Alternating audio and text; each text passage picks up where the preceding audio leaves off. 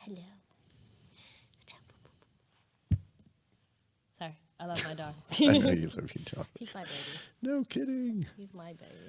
Tucker's getting big. Or he's still a little bitty. I mean, come on. What, 3.5 pounds now?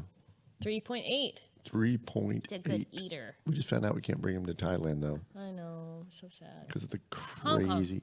We're going to be in the Hong Kong airport for 2 hours. They want a visa. They are not putting him in cargo. Crazy. I'm sorry. He does not go in cargo. He is a child. I mean, come on.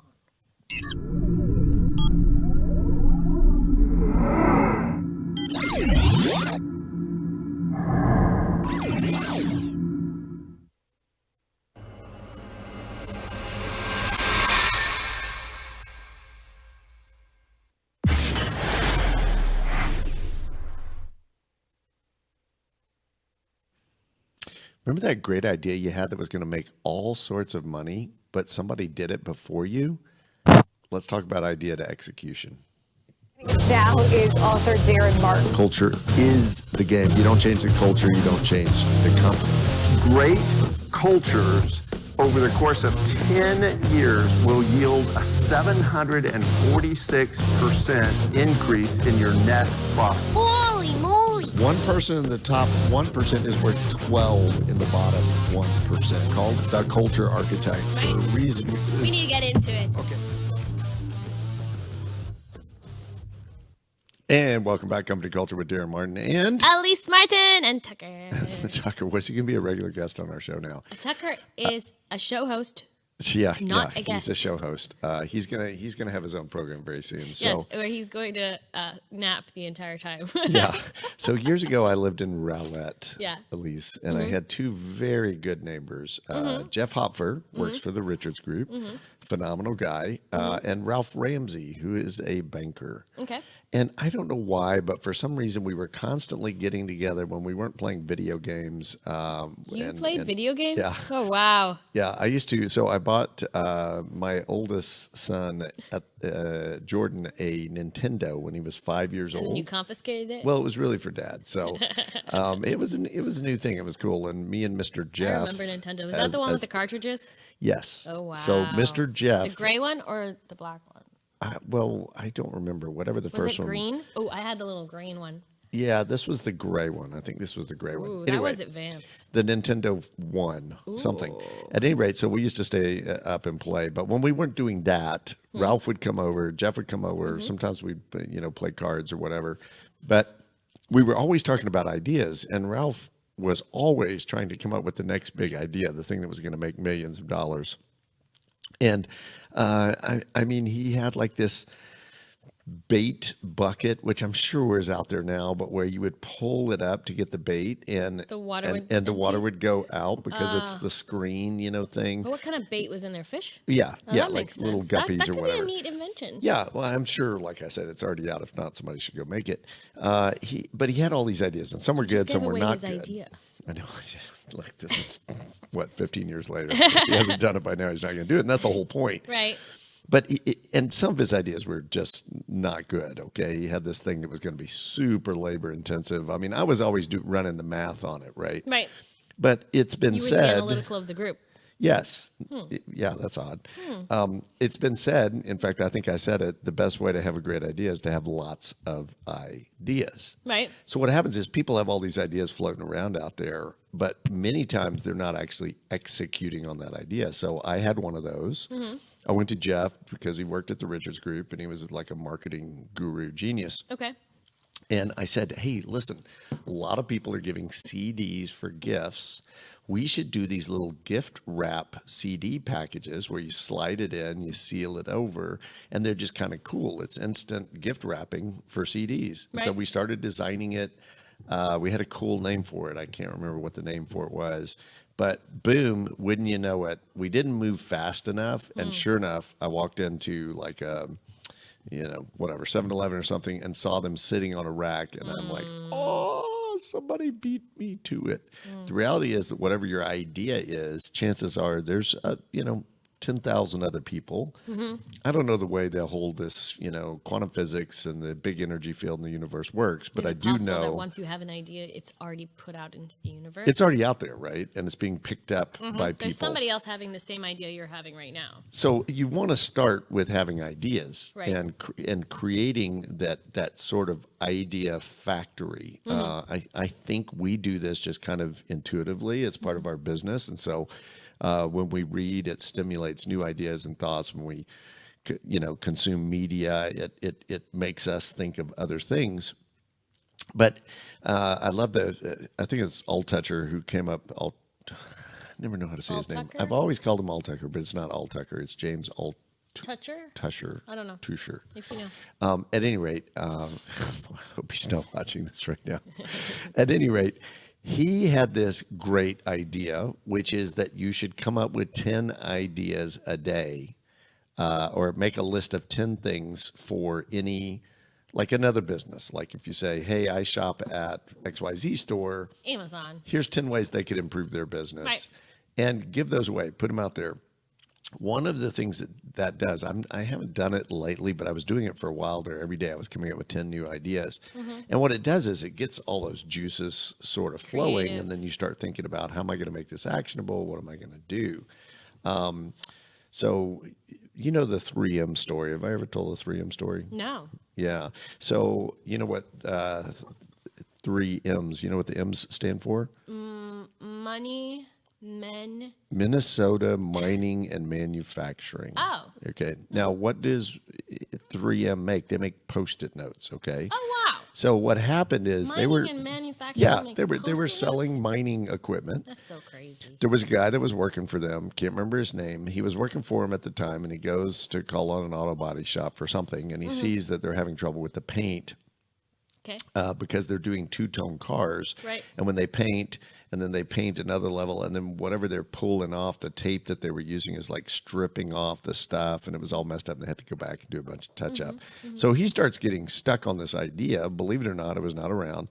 What about something that would adhere, but then you could pull it up easily? It would both stick, but it would also as easily unstick, because you've dealt Tape's with too sticky. tape that's too sticky, and you peel it off, and then you got all the gunk and all that mess and all that. So what do they make? So he started toying with it, and his boss told him to stop at some point, said, look, this is not what we're in the business of. You need to quit wasting your time on this little project. But he started coming up with some sort of substance that could apply where it could peel and unpeel.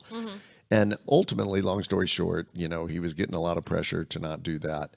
But he discovered, I believe it was, the first was masking tape.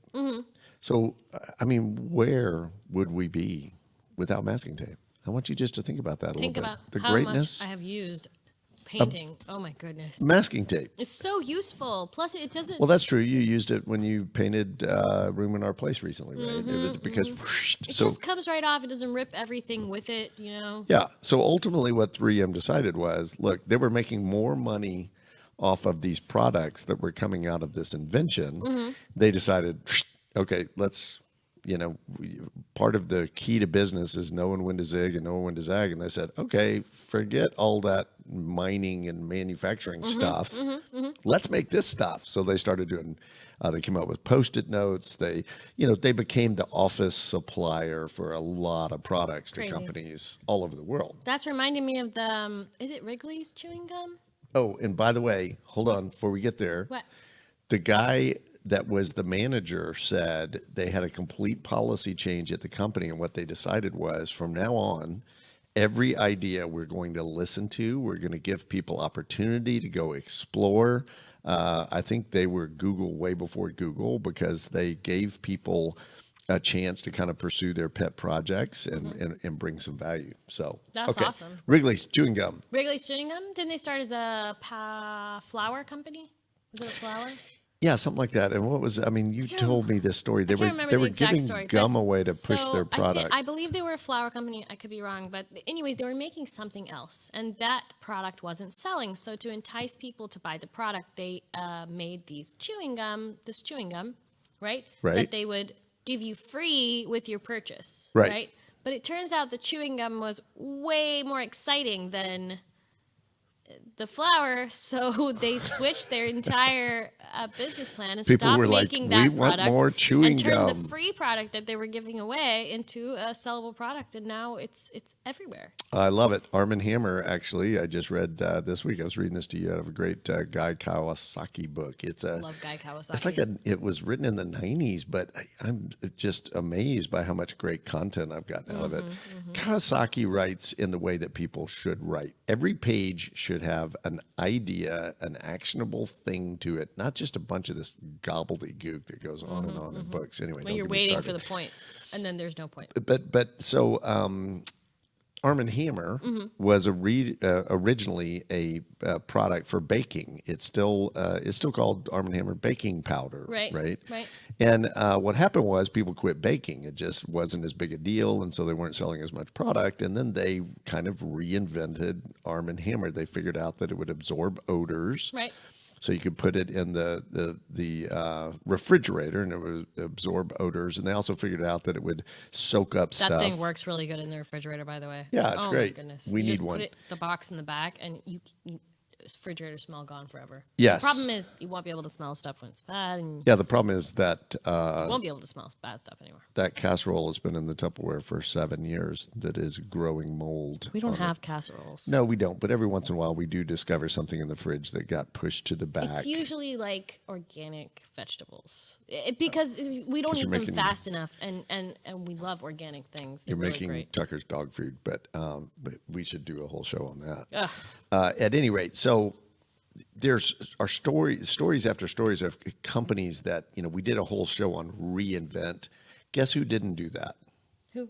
Sears. Oh, poor Roebuck. Sears. They just announced that they're Just announced their bankruptcy. and they're closing. They're closing down. That's it. It's like Toys R Us. They're closing. Are they really? Yeah, they're I mean, closing like down. done? Done. They're done. Okay, I thought they were trying to They can't. Are you sure about this? Yep, they're done. Okay, so I don't know. Correct me. Am I wrong, Ziggy? I read the article. I believe that they had to scrounge up $134 million in the next 2 weeks to be able to just continue operations into the next month. So why didn't they just call us, Ziggy? I mean, between the two of us, we could have come up with that. I probably might be able to find a couple thousand. So yes, So we might have been able to come up with a plan to help them turn that stuff around. look, it's October 2018. Sears has been dying a slow death for a long time because guess what? They didn't reinvent themselves. It is grow or die. They didn't go down that path. And I'm sure there were a lot of smart pundits in there trying to figure it out. Smart ideas, They should no have called us. execution. We could have helped. But yeah, smart ideas, no execution, right? Yeah, smart or ideas, no executing the wrong ideas. So you can execute the wrong ideas. You learn as you go, but it's okay to make U-turns. You have to remember that you can execute a wrong idea, but you need to know when to quit. Sometimes quitting is important. I was reading this recently where quit often, right? Quit often. Stop before you overspend.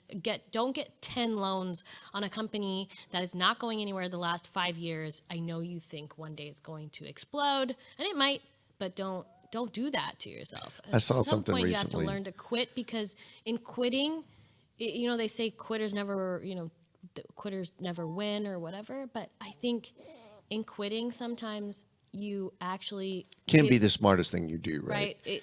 But 1,000 great ideas not executed are worth zero. They don't do anything, right?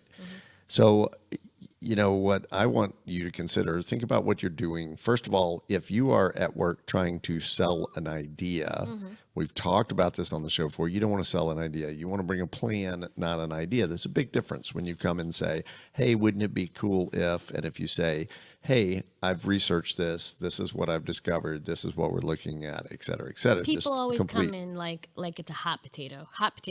Like, I've got this great idea. I'm so pumped about it. I want to Let me pass give it on to somebody you. else. Let me pass it off to somebody else. But Yeah. as a CEO or a business leader or an owner or a manager, you first of all, it's your idea. So if you think it's so great, do the research, do the studying, do the reading, see if it's viable, see if it's doable, see how much it's going to cost, then go in with a plan. Explain your plan, how you're going to do it, how you're going to implement it, how it's going to affect the company, what are the great outcomes, where are the bad outcomes, where's the possible long term that's, it might take this long for it to take off, and this is my projections. What? I'm just watching Tucker. Nobody's hearing a word you're saying right now. They're just watching Tucker, who is Are you eating saying a snack. that he's cuter than I am? No, of course he's not cuter than you are. You're the cutest. However, he has made quite the appearance on the show today. There he is, full on table. I think we're going to get an email about this. What? No dogs on the table. It could happen. At any rate, take him down. Okay, so if you've got a great idea, what you want to make sure is that you're actually executing it. And that starts with a couple of things. 1, put it down, write it on paper. 2, tell people about it. 3, put some details around it. What would step 1 be? What would step 2 be? 4, what am I on 4? Put it on the calendar. Say, I'm going to be at this place by this time. A lot of time what happens is people do the old waterfall, project management deal where it's this big, long thing. You need to agile it up, if you know what I'm talking about. And what you want to do is do the first step, make it happen, check it out, then see, okay, now where is this leading us? And one of the things that you'll find out as an idea develops is that maybe it's going to take a weird turn. Maybe it's going to, you set out to make this particular product, but instead it went this way, right? So there are a lot of companies that have not recognized the great idea that they had.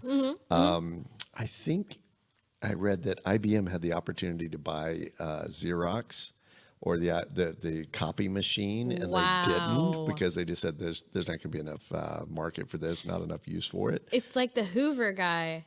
Was it Hoover or Bison? It was one of those one of the biggest vacuum cleaner companies. The guy put together this fantastic vacuum. He did all the stuff. And he wanted to license it. He wanted to license it. That was his plan. He didn't want to build them at all, and nobody wanted to buy them. Nobody wanted to buy his vacuum, so he did it himself, and he beat all the companies out of the water. Nobody wanted to pay for his stuff. That is so hilarious. Okay, so you want to modernize something? I do. Let's modernize something. Let's modernize something. Modernize.